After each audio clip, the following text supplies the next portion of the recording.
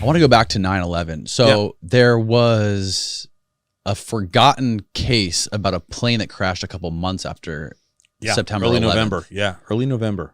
Can you tell the story about that case? Yeah. So I mean, we get called out. Hey, listen, there was a plane crash, and I think it was in Brooklyn. I think came out of JFK or LaGuardia. I can't remember, but it was going to the Dominican. It was loaded. It was I think a 767 or 757 loaded with passengers. On takeoff, the tail wing fell off, detached from the aircraft. Wow. Just detached, and the plane wound up in a fiery ball going through some residential areas and killing some people on the ground, in addition to killing everyone on board, obviously. So we get called out, and our evidence response team in New Jersey was second to none. So we would go to all the major disasters and collect, do our thing, like a terrible thing. So I got morgue duty, which is horrible because you're identifying people and trying to figure out morgue duty. Yeah, you're basically trying to identify, who they are, next to kin, doing the DNA, and there's a lot of burnt pieces and those things. It's terrible. It's terrible. The sights and smells are things that never go away. In your deepest, darkest moments, when I wake up at 3 o'clock in the morning, it's not about, oh my God, I'm going to miss my flight. It's about, oh man, something that just strikes me. And it could be from anywhere in my life, any portion of it, and it's something I chose to do. So I do it, and they need dignity as much as anybody else. Their families need answers. But at the same time, it always struck me, and we always thought about it. How the hell did a tail, wing fall off of an aircraft? Right. How does that happen? So if you see the actual, I can't remember what the finding actually was, but it was something along the lines of the jet that took off before this aircraft was a 747, and the prop blast from that in the air was still existing, and it knocked the tail. I mean, just like stuff you're like, what? Like there's a waiting, like we all know, we fly, right? The jet takes off. They usually come out and they make the turn as it's going down the runway, but they're not sitting behind it when it lights up its engines and starts the path. Right.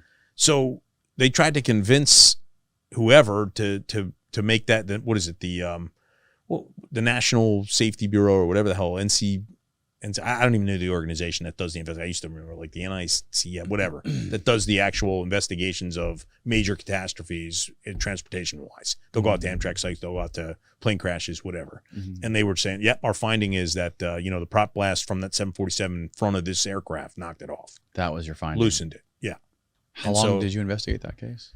I mean, we went out and did the recovery and collected what we could and provided it to that organization, and then walked away from it, and I know a lot of us were like, holy shit, it's 2 months after 9/11. Everybody's on edge anyway, and this happened, and nobody's taken a look to whether or not this is associated or affiliated. We never got an opportunity to look at cameras around the airport that evening or, anything. Just kind of went away. Of course, the aircraft was in such major destruction, we couldn't put it back together like we did TW-800, which is the one that I still believe was shot down. I still believe that. Was that the plane that crashed in Pennsylvania? No, the one that was crashed out over the ocean with all the high school kids that were heading to France for like a graduation trip off the coast of Long Island. It was like July 25th, 96-ish. Went down, killed all the people, and when we put it back together, there was a hole in the side. Really? Like, and what the finding was that the center gas tank on one of the wings blew up. So we actually interviewed every licensed and certified 747 pilot that we could find. I think we exhausted the list of interviews, and to a man, all of them said that shit could never happen. It can't blow up. Really? Yeah, because there's some type of device, there's some type of safety device that locks out that gas tank. Until it's ready for use, until they're ready to get directly into, the system. So that's another thing. And there was, remember the journalist Pierre Salinger? He had a report that there was witnesses to some type of ship that launched a missile, and it probably accidentally, but it was a, surface to air, which is a heat seeker. And so the witnesses said, they basically saw something launched and then a flame like kind of a following flame trace from the gas tank, and then the thing exploded in the air. So everybody said, well, that was the gas that was lit on fire that was now going down to the ocean that looked like a missile going up. So how far off the coast was this? 13 miles off the coast of, what was it, Mauritius, Long Island? 13 miles. Yep. So there was a lot of guys and girls that I knew that actually were out on that recovery, and they were like devastated by the stuff they were finding. They were able to put that plane back together. They were actually pulling seats. I mean, I don't want to talk about it, but there was some horrific stuff that happened on that recovery. So the whole plane didn't necessarily burst into flames and burn to a crisp. There were still fell in two parts. Oh my God. So we probably believe that there's survivors that survived the initial, and then, obviously who knows what the hell happens. I've skydived before in the military, so I know you're prepared for that. You're trained. So if you're falling from 30,000 feet with a mask on, you're prepared. You understand what it feels like. You understand the body position that needs to be in order to not break your neck or anything else that goes with that. You understand how to pull, how to react. Is there a protocol to surviving a plane crash, like without a parachute or falling out of a plane? Like, is there any kind of... No. There's because a protocol. People have survived. Yeah. Falling fucking out of a plane. Yep. I just read a story yesterday about Teddy Kennedy. Yeah, remember that plane crash in Nantucket? He had the brace around his neck. He survived. Oh shit! Yeah. I wasn't even aware of that one. Yeah. I heard a story. I read a story the other day about a girl in the 50s, a young girl.